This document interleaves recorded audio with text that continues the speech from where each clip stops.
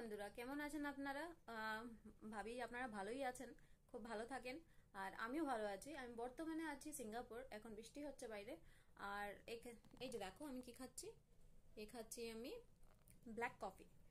এইখানে আসার পর আমার তো ডায়েটের 12টা বেজে গেছে। খেতে ভালোভাবে খেতে পাচ্ছি না।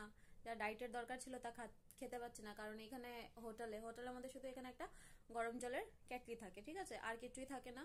তো আমি বাড়ির থেকে আসার সময় দালচিনি, ফেনেল সিডস, স্টার অ্যানিস এগুলো সব নিয়ে আসছিলাম। এরপর চিয়া সিডস এগুলো নিয়ে আসছিলাম, সেগুলো আমি খাচ্ছি। আর এখান থেকে আসার পরে একটু চিড়া মুড়ির প্যাকেট এগুলো নিয়েছি, সেগুলো খাচ্ছি। কত সময় আর খেতে পারি? একবেলা তো ভাত লাগবে।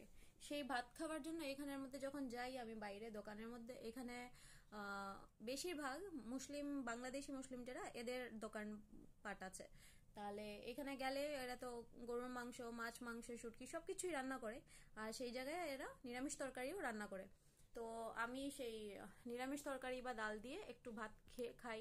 কিন্তু সেই ডালের মধ্যে অনেক তেল দিয়ে ওরা পাঁচফোড়ন, যাই ফোড়ন দেয় সেটা দেয়।